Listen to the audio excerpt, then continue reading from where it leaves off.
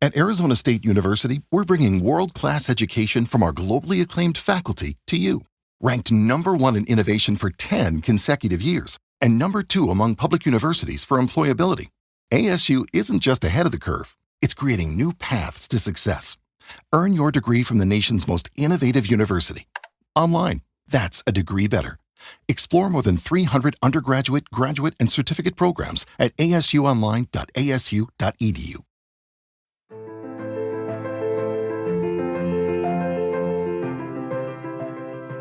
La sociedad yugoslava demostró que podía, digamos, recomponerse después de varias guerras y mantener unos niveles, ¿no?, de desarrollo económico espectaculares. Siempre había este miedo y ese miedo se mantuvo durante décadas de una invasión soviética a Yugoslavia.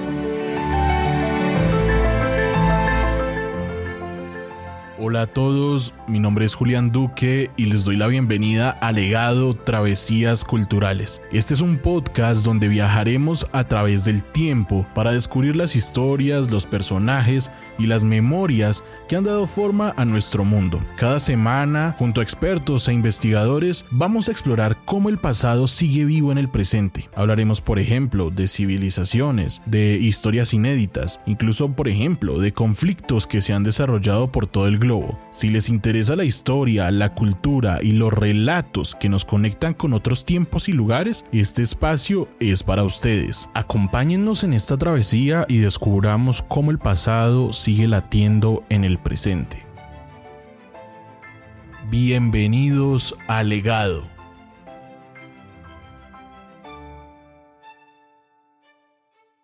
Bienvenidos de nuevo a nuestro recorrido por los Balcanes. En el episodio anterior exploramos el contexto histórico de la región, el papel del nacionalismo en la emancipación y la fragmentación de los estados balcánicos y cómo Yugoslavia emergió en un proyecto político singular para el siglo XX. Hoy continuaremos este viaje centrándonos en la segunda Yugoslavia, su consolidación, evolución y su trágico colapso. ¿Qué significó Yugoslavia para sus habitantes? ¿Cuáles fueron sus éxitos y fracasos? Y sobre todo, ¿qué queda hoy de ese pasado? Para responder a estas preguntas, retomamos el punto donde nos quedamos, la fundación de la segunda Yugoslavia. Hoy nuevamente estamos acompañados por Miguel Roan, uno de los balcanólogos con más experiencia y con mayor recorrido en habla hispana, con sus diferentes publicaciones, traducciones y su labor en la divulgación sobre el conocimiento de la región. Así que, para que puedan comprender un poco mejor el contexto de lo que vamos a discutir hoy, los invitamos a escuchar nuestro episodio anterior de la región de los Balcanes, en el que Miguel nos hace un recorrido histórico muy completo hasta principios del siglo XX y la Segunda Guerra Mundial.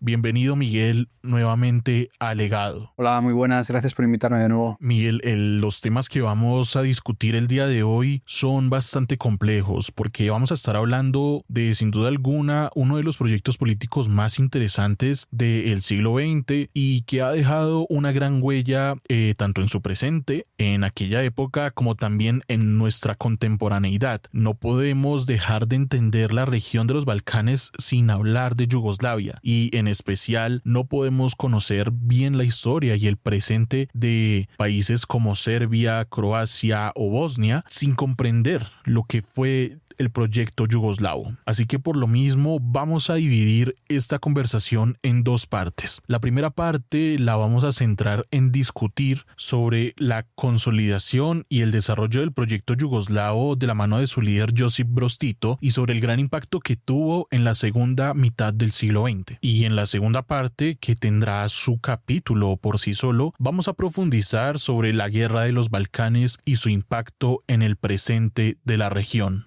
Miguel, si quieres empecemos de lleno. Para comenzar, después de la Segunda Guerra Mundial, Yugoslavia resurge bajo el liderazgo de Tito, como un estado socialista federal. Pero, ¿cuáles fueron los desafíos principales de esta nueva construcción política? Bueno, yo creo que la primera y la principal es la vertebración del Estado, la cohesión. Es decir, cómo consigues en un Estado recién salido de la guerra, además una guerra larga, dura, con un impacto tremendo, ¿no?, en la población, pues logras esa cohesión social, ¿no?, que permita pues la sociedad se identifique con sus líderes, que apuesten por un proyecto común. Tremendamente complicado, es decir, desde un punto de vista humano incluso me parecería que es una quimera, pero en realidad todos los estados son entidades artificiales y forman parte de un contrato social, que a veces siempre se habla de Yugoslavia, ¿no? Y se la critica como por ser un proyecto artificial y demás, pero bueno, todos los estados lo son, ¿no? Pero está claro que los niveles de dificultad a la hora de cohesionar a un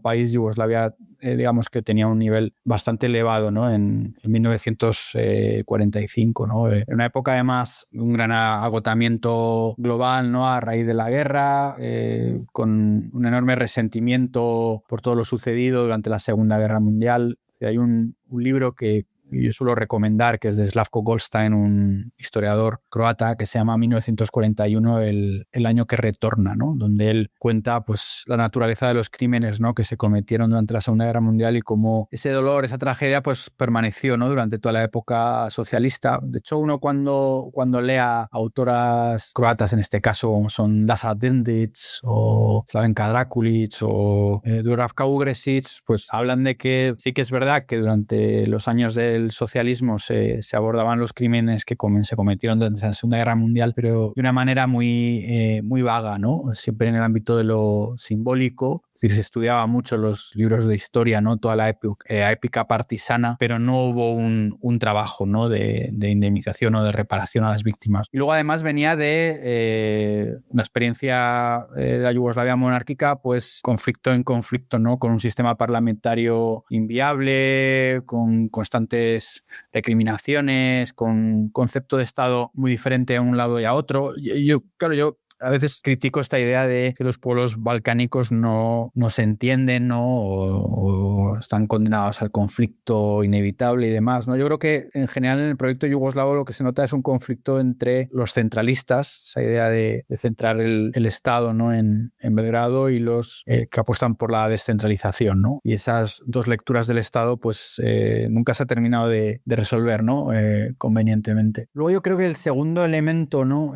Aparte de la cohesión, era la relación con la Unión Soviética, porque la Unión Soviética tuvo un papel fundamental en la contraofensiva contra el ejército nazi, la recuperación del territorio yugoslavo por parte de los partisanos, y desde un momento se vio que sí que es verdad que Yugoslavia pues, intentó implementar medidas de corte soviético, pero la relación entre Stalin y Tito parecía de incompatibilidad, ¿no? Hasta el punto que en 1948 pues, Yugoslavia fue expulsada, ¿no? del Cominform, que era el órgano donde los partidos comunistas del este europeo reunían y compartían información, ¿no? Entonces, entre 1948 y 1953, que es la muerte de Stalin, el país, ¿no? estuvo en abierto enfrentamiento con Moscú, ¿no? Por eso siempre había este miedo, y ese miedo se mantuvo durante décadas de una invasión soviética a Yugoslavia, como sí la hubo en el caso de Checoslovaquia, ¿no? En el 68, de Hungría, creo que era en el año 53. Entonces esa relación con la Unión Soviética fue grave y bueno, son conocidas, ¿no? Las amenazas de muerte a Tito y planes, ¿no? para acabar o terminar con su vida. Y luego yo creo que el tercer desafío más importante era pues, la implementación del programa político socialista, porque realmente el Partido Comunista tuvo cierta importancia durante los años, al principio, digamos, de esta democracia parlamentaria yugoslava, pero luego fue ilegalizado, y durante los años 30 realmente como gente afiliada nunca tuvo un gran número, ¿no? Por eso, digamos, una clase obrera yugoslava identificada con el Partido Comunista pues era muy limitada, y más del 70% de la población yugoslava, como ocurría por ejemplo en Rumanía, venían del ámbito rural. Por tanto, no tenían, digamos, integrado esta condición de sociedad de clase trabajadora, ¿no? que exige un Estado socialista, ¿no? Y de hecho, Yugoslavia tuvo muchos problemas para integrar el modelo soviético, y de hecho no consiguió integrarlo, por ejemplo, en las zonas rurales, porque el campesinado yugoslavo se oponía, ¿no? a esas colectivizaciones. Tito los consideraba pequeños capitalistas porque lograron mantener este sistema de autonomía económica, ¿no? de unas pocas hectáreas, ¿no? Sistema autosuficiente, que sí que evidentemente ya ha pasado unos años pues estará controlado por el sistema, todo lo que tiene que ver con la provisión de tecnología, la distribución de la producción, que dependía del Estado, es decir, el campo también se estatalizó, pero mantuvo cierta autonomía respecto al sistema socialista, y eso lo que da cuenta es que de alguna manera el socialismo autogestionario no no logró penetrar en todas las esferas económicas del Estado. Entonces yo creo que esos tres elementos, ¿no? Cohesión, la relación con la Unión Soviética y la implementación del modelo socialista, que terminó diferenciándose del soviético, ¿no? A un modelo más liberal, cierta forma de capitalismo. Luego ese sistema se liberalizó todavía más y pasó a ser más controlado por las repúblicas más que por el Estado. Es decir, es un proceso más complejo, pero eran desafíos bastante colosales. Y es que definitivamente creo que no consolidar una nación es una tarea difícil, y tras su fundación Yugoslavia se consolidó como una federación de repúblicas con un sistema socialista propio, que pues como tú más o menos nos mencionaste es diferente al de la Unión Soviética. ¿Cómo fueron sus primeros años y qué medidas definieron su desarrollo inicial? Eso me fijo como en un estado de ánimo, además paradójico. Yo creo que por un lado la sociedad yugoslava de aquel momento estaba tremendamente agotada, exhausta. Es decir, si uno se fija en la primera mitad del siglo XX en la zona, identificamos la Primera y la Segunda Guerra Balcánica, la Primera Guerra Mundial y la Segunda Guerra Mundial. Y sobre todo la Primera y la Segunda Guerra Mundial son dos conflictos de una enorme entidad, ¿no? Entonces hay un enorme agotamiento, y en ese contexto de agotamiento es más fácil domesticar a la sociedad, ¿no? Es más fácil que la sociedad sea seguidora, porque ahora con la perspectiva histórica no, pero en aquel momento la sensación era de incertidumbre, ¿no? De incertidumbre respecto al futuro. Yo creo que eso me parece una constante bastante relevante. Y luego, al mismo tiempo, y por eso digo que es paradójica, era la esperanza. Es decir, la esperanza de que se va a constituir un nuevo proyecto político y de alguna manera empezamos de cero, ¿no? Que era un poco la propaganda socialista decía eso, ¿no? La creación de un hombre nuevo. Y realmente Yugoslavia apostó por ello. O sea, apostó por ello a nivel, por ejemplo, tecnológico, intentando desarrollarse, porque eso es un presupuesto de fe, ¿no? De las naciones balcánicas bajo el imperio austrohúngaro y el imperio otomano. Era básicamente que si logramos la independencia nos vamos a poder desarrollar al nivel del resto de naciones europeas. Y esa idea fue muy respetada, ¿no? Por el socialismo autogestionario y por Tito, ¿no? Una apuesta por la tecnología, ¿no? Una apuesta por la industrialización, por la urbanización. Y la mayoría de la sociedad vivía en zonas rurales, y lo que se produjo fue una industrialización radical, con ciertos matices. Es decir, el hecho de que tú construyas nuevas ciudades con una gran empresa financiada por el Estado no convierte de repente a la gente en sociedad trabajadora, ¿no? Y ocurría pues esto que os voy a contar, ¿no? Que era básicamente que durante la semana la gente acudía a la fábrica, pero luego llegaba el fin de semana y mantenía su casa en el pueblo, volvía para cuidar de sus padres. Es decir, nunca, sociedad yugoslava nunca dejó de romper el vínculo, ¿no? con la cultura rural, ¿no? Luego sería esa especie de nacionalismo folclórico, ¿no? Que emergió durante los años 80 y 90. Y luego a nivel económico, pues un crecimiento espectacular. Es decir, hasta el punto de que a finales de los años 60 los niveles de crecimiento en el país llegaban a los mismos niveles que había en Japón. Es decir, la sociedad yugoslava demostró que podía, digamos, recomponerse después de varias guerras y,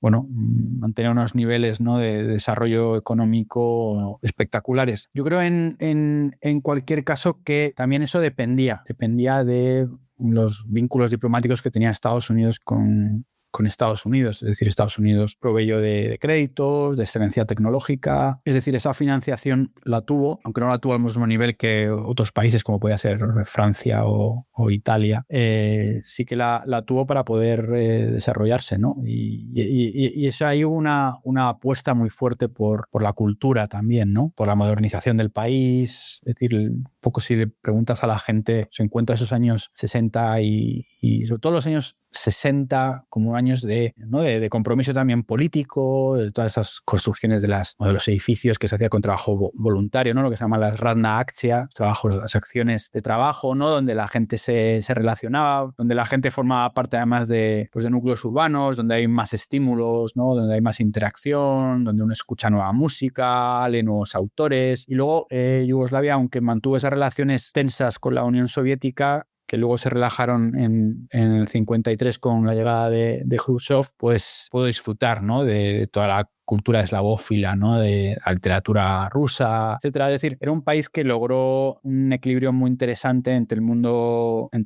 rusófilo o eslavófilo y el mundo occidental, ¿no? Y de hecho, la gente que viajó en aquellos años por Yugoslavia, pues lo encuentra, por ejemplo, un país que era, para aquel entonces, años 60, quiero decir, más desarrollado, por ejemplo, que España. Hablando un poco de lo que mencionas, de esta posición que tuvo la Yugoslavia, quisiera preguntarte precisamente por eso. Ellos no estaban necesariamente ni alineados con el bloque occidental, ni tampoco con la Unión Soviética. Quizá eran como un actor entre medio bastante importante. Entonces, ¿cómo logró Yugoslavia posicionarse en este tablero geopolítico del 20? Sí, esto es interesante porque generalmente se suele hablar del movimiento no alineado y del carácter, bueno, como liderazgo que tuvo Tito y que tuvo Yugoslavia como una idea original de él, ¿no? Pero yo creo que estaba relacionado con esta pulsión que han tenido los pueblos balcánicos por la autonomía, por la independencia respecto a las potencias, ¿no? Ya durante la época de la Serbia otomana había estos equilibrios con el Imperio ruso, pero también con Francia y con el Imperio austrohúngaro. Es decir, la política exterior en la región estuvo casi siempre encaminada a mantener la independencia política, mantener o garantizar la soberanía del Estado. Y Tito lo único que hizo fue seguir en esa línea. Y todavía hoy, ¿no? Los estados de la región son proeuropeístas, pues tienen esas relaciones, ¿no? ambivalentes con Rusia y con otros actores del ámbito internacional, no sé, como Turquía o Emiratos Árabes. Siempre en los Balcanes ha habido esta voluntad, ¿no? de no cerrar las puertas a acuerdos internacionales que le supongan beneficios económicos o políticos a los estados. Entonces, yo creo que Tito simplemente lo que hizo fue seguir en esta línea diplomática. Sí que es verdad que lo hizo en un contexto de un enorme riesgo, lo cual da cuenta de la entidad, ¿no? de Tito como estratega. En 1955 pues, se organiza la conferencia de Bandung y estos estados se acaban de descolonizar, pues muestran una voluntad, ¿no? un poco también inspirados por Gandhi y por el pacifismo, de establecer una vía alternativa, aunque evidentemente las posibilidades que tenía geopolíticas eran mínimas, pero establecer una vía alternativa a la propuesta soviética y la propuesta de Estados Unidos, y aquello va fructificando en lo que es el movimiento de países no alineados, ¿no? que organiza su primera reunión en Belgrado en 1961, que luego pues, se organiza en el Cairo, y luego, de hecho será la última cumbre internacional que asistió Tito, fue en 1979, fue en La Habana, ¿no? donde él quiso defender los orígenes, ¿no? ese movimiento no alineado frente a Fidel Castro. Tito logró, ¿no? Con esa experiencia, por ejemplo, que es bastante espectacular, ¿no? en barco, en el barco del Galef, viajar desde Yugoslavia hasta el Extremo Oriente, apostar por la paz, apostar por la independencia de los países descolonizados, reunirse con Nehru, ¿no? el líder de la India, Nasser de Egipto y Sukarno de Indonesia, es decir, reunirse con estos líderes para establecer una alternativa, ¿no? a lo que era en aquel momento la Guerra Fría. Y de hecho se pueden ver en internet de imágenes espectaculares, ¿no? de la llegada de todos estos líderes africanos y asiáticos a Belgrado en 1961. Y de hecho los diplomáticos de la época lo que cuentan es que Belgrado era la segunda capital, ¿no? que se visitaba en Europa, ¿no? Se viajaba pues, a Londres, a París, a Berlín, Roma, etcétera, y luego la segunda capital a la que se viajaba era Belgrado, porque Belgrado también les permitía establecer una voz independiente, ¿no? Es decir, reflejar esa soberanía en el tablero internacional. Y al mismo tiempo, fruto de ese movimiento no alineado, pues toda una generación de ingenieros, oficiales, técnicos, trabajadores, transportistas yugoslavos, pues viajaron por todo el mundo, ¿no? Muchos pues trabajaron en Libia, en Egipto, luego también en Latinoamérica. Empresas como Yugoexport, ¿no? Pues o Energo Project pues, se hicieron muy populares, ¿no? por todos sus proyectos de ingeniería. Es decir, fue un momento de bonanza y de eclosión, teniendo en cuenta además de dónde venía, ¿no? De dónde venía Yugoslavia y lo que era Yugoslavia de los años 30 y 40, ¿no? que era uno de los territorios o los países más pobres que había en el continente europeo. Y luego, por ejemplo, este sistema, ¿no? digamos, independiente respecto a la Unión Soviética se reflejaba en que cuando Armstrong, Aldrin y Collins, ¿no? pisaron la Luna y luego pues, hicieron una especie de ruta internacional para para promocionar, ¿no?, la experiencia y demás y la fortaleza de Estados Unidos, pues la única capital del bloque del este que visitaron fue Belgrado, ¿no? Creo que fueron 20 y tantas capitales, la única del bloque del este fue Belgrado. Entonces, Belgrado tenía esa reputación, ¿no?, también de país importante, y Tito pues fue muy hábil a la hora de pues dar ciertos espacios de libertad cultural, ¿no? Ahí pues en Belgrado se veían obras de teatro de Jean-Paul Sartre y de Henry Miller, el punk, ¿no?, que surgió en Latinoamérica, pero bueno, sobre todo se hizo popular a través del Reino Unido. Pues la segunda ciudad donde se escuchaba pues era en Ljubljana y en Zagreb. La actividad cultural de todas esas capitales pues realmente era potente y todavía lo sigue siendo, ¿no? Es decir, Yugoslavia no solamente fue un país importante en términos de indicadores económicos y sociales, sino con un poder blando muy, muy fuerte, ¿no? Por eso cuando el país se fragmentó, pues aquello tuvo un impacto muy, muy elevado en la población, porque pasaron, ¿no?, de ser un país relevante a ser un país internacional. Y la historia de Yugoslavia, como nos estás indicando, es bastante interesante, tiene muchísimos aspectos y creo que a pesar de los desafíos, Yugoslavia tuvo un momento de estabilidad y crecimiento del que ya nos has hablado brevemente, pero también enfrentó crisis económicas y políticas. En términos generales, ¿cuáles fueron sus principales éxitos y fracasos como nación? Pues yo creo que la primera que más destaca la población hoy en día, los que lo vivieron, era la calidad de vida. Es decir, la seguridad, el hecho de que a las vacaciones de verano y te podías ir un mes de vacaciones a Croacia, el hecho de tenías la sanidad cubierta, el hecho además que tenías un pasaporte, el pasaporte rojo yugoslavo que te permitía viajar por todo el mundo. Es decir, era un estado funcional y que lleva a unos niveles de calidad de vida, sobre todo de certeza y certidumbre, ¿no?, que es algo que necesita un poco el ser humano, que es saber lo que va a suceder. Eso significó mucho para la población yugoslava. Y luego un sentido de Estado, de proyecto, ¿no?, de proyecto social, que yo creo que donde más se reflejaba a nivel internacional era, por ejemplo, en el deporte. No sé, si pensando en los años 70, pues jugadores de baloncesto que eran realmente imbatibles, ¿no?, en Europa, ¿no? No sé, Mirza Delibasic, Drazen Dalipagic o Kresimir Ćosić, ¿no?, esos jugadores, la generación anterior a Dražan Petrović, Vlado Divac, Toni Kukoc y demás. No sé, en España pues todos sabemos, ¿no?, cómo la Yugoplástica pues a finales de los años 80, a principios de los 90 era un equipo imbatible. Entonces había un sentido de orgullo de Estado y con implicaciones internacionales. Luego, claro, la perspectiva de futuro siempre fue positiva. Es decir, niveles de crecimiento económico, de PIB del 6-7%, lo cual eran muy elevados. Pero ya en los años 70 empezó a haber síntomas de decadencia, de crisis económica y sobre todo de incapacidad de la élite política para afrontar ese problema, sobre todo cuando hubo la crisis del petróleo, ¿no?, el 73, creo, y el 79. El país sufrió muchísimo desde el momento en que se bajaron las inversiones, ¿no? Dependía enormemente de la inversión extranjera y también de las divisas, ¿no? Una gran parte de la población pues tuvo que marcharse al extranjero, aumentar los niveles de desempleo, empezaron a carecer de productos básicos, ¿no?, en los supermercados. Ya, por ejemplo, cuando se organizó la Olimpiada de Sarajevo en 1984, que es uno de los, hitos de orgullo nacional yugoslavo y hoy, orgullo sarajevita o bosnio, el esfuerzo económico del país fue tan elevado que en otras repúblicas del Estado pues carecía de ciertos productos, ¿no? Y hablaban, por ejemplo, de tener que viajar a Tesalónica, ¿no?, o a Trieste para conseguir productos, no sé, como cacao o jeans. Y luego sí que yo creo que uno de los fracasos del sistema, tuvo varios, pero uno de los sistemas es el no haber sabido adaptarse o ajustarse, ¿no?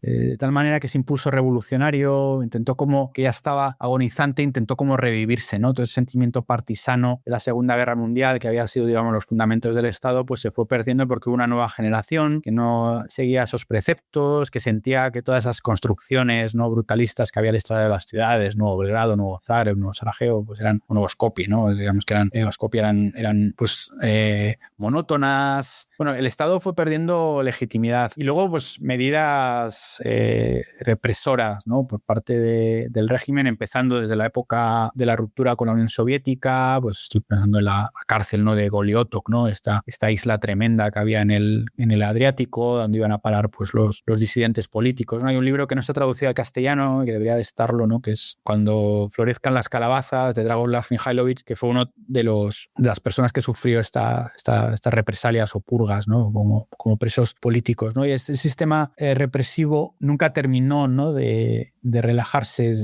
Evidentemente fue por fases. Existía la censura y principalmente existía la censura de que pues, Tito era intocable, ¿no? La figura de Tito no se podía ni bromear acerca de él. Y yo creo que Tito vivió un fracaso político a medida de que fue consciente, ¿no? de que las inercias centrífugas, por decir de alguna manera, del Estado eran más fuertes que las centralistas, ¿no? Y eso se vio muy bien lo que es el mayo del 68, que los Balcanes fue el junio del 68. En aquel momento, pues el liderazgo en Serbia, que estaba protagonizado por Latinka Perovic y Marko Nikezic, y luego en el movimiento de Maspok, la primavera croata, un poco más tarde, estaba liderado por Savka Davčević y por Mika Tripalo, que eran líderes jóvenes, ¿no? de la Liga Comunista de Yugoslavia, en este caso de las respectivas repúblicas, pues fueron, digamos, expulsados, ¿no? de esas posiciones de poder, porque intentaron implementar medidas liberales, ¿no? Intentaron un modelo de Estado pues, más equilibrado, con cierto aperturismo, y Tito en aquellos años, en lugar de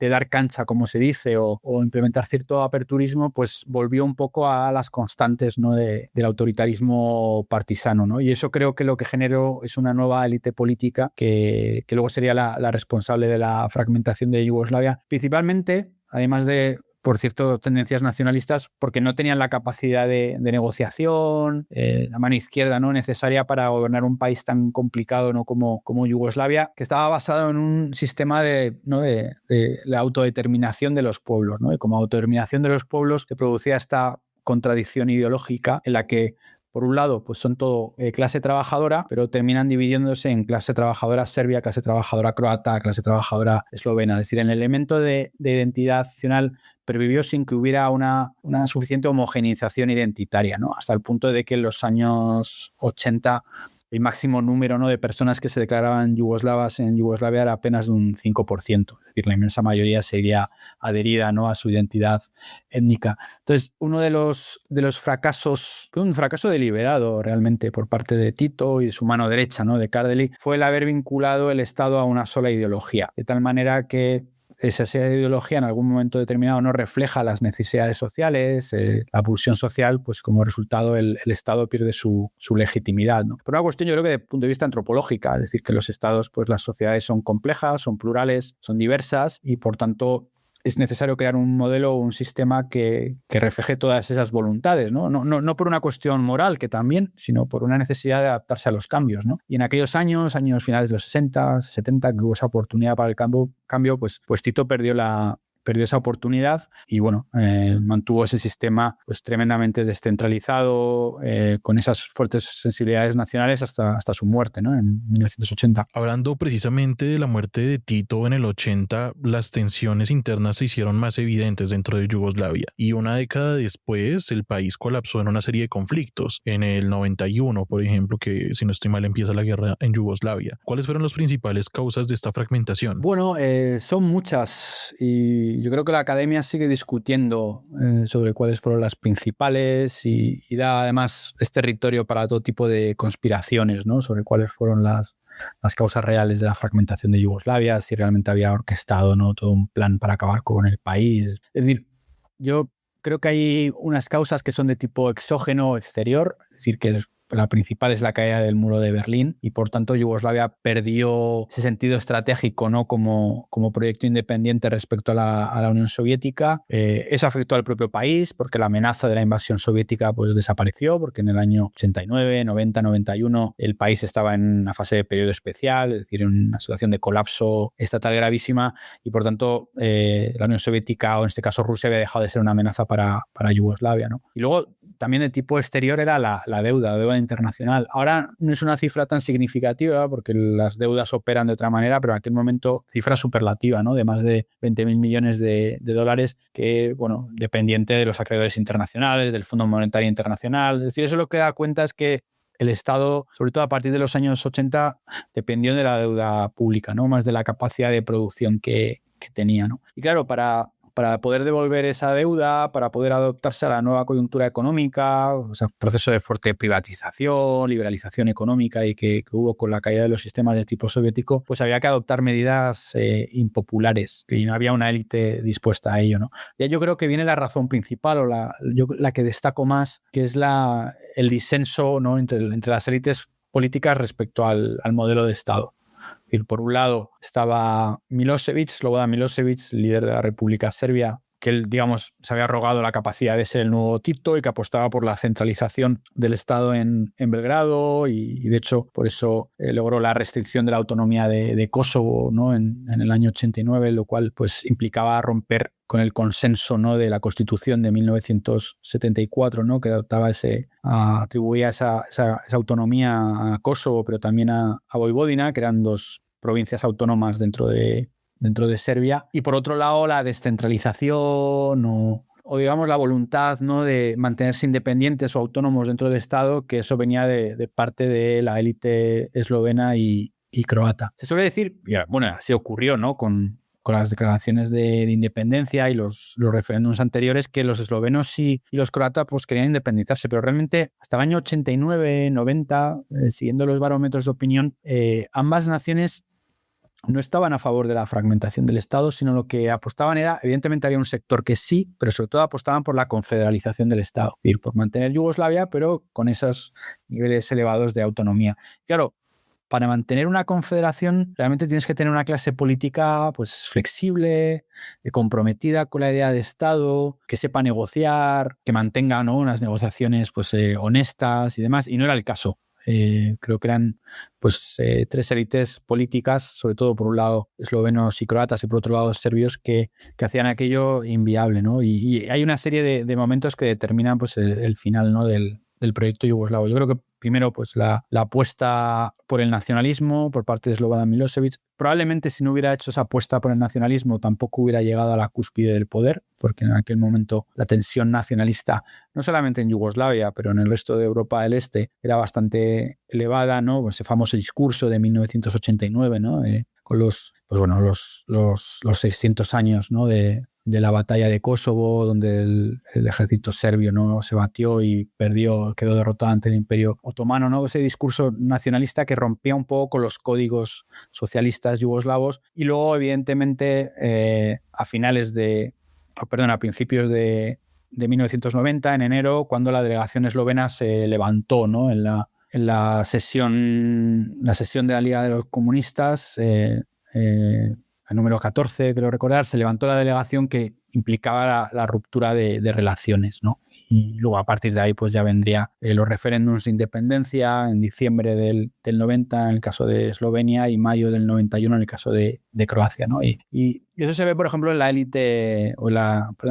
diplomacia estadounidense, como en un primer momento pues apoya a Milošević, creen que es un reformista. Además, Milošević venía del ámbito bancario, etcétera, y cambian de su opinión cuando se dan cuenta que Milošević realmente no controla la situación, ¿no?, en el país, no la controla en Kosovo, no la controla en Eslovenia ni en Croacia, y que los proyectos de independencia eslovenos y croatas están bastante avanzados, y ahí fue cuando Alemania, ¿no?, al margen de los países de la Unión Europea, pues decidió apoyar esas independencias que terminaron pues legitimándose, ¿no? Pero yo no creo que haya una sola razón para la fragmentación, y pienso que, bueno, si no hubiera habido esas prisas que hubo en ese momento, pues a lo mejor la fragmentación se hubiera dado inevitablemente, pero a lo mejor en otros términos, ¿no? Sí que hubiera un conflicto de por medio.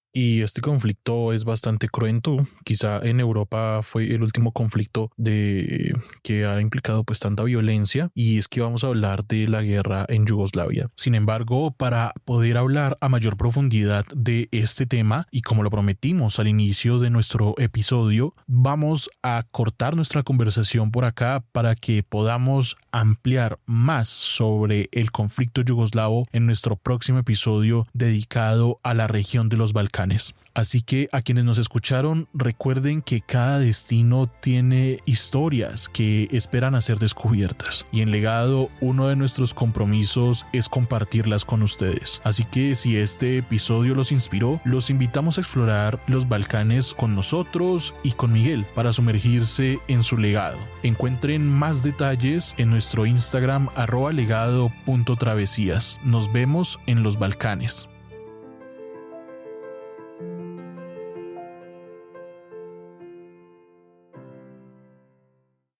One lottery ticket makes a big difference for our state students. And when I say big, I mean bigger than jackpot big. Since 2002, South Carolina students have benefited from more than $6 billion in lottery-funded scholarships and grants, including the Life, Hope, and Palmetto Fellow Scholarships. With every lottery play, you're supporting our students, and that adds up in a big way. That's why education is our middle name. Learn more at sceducationlottery.com/betteryou.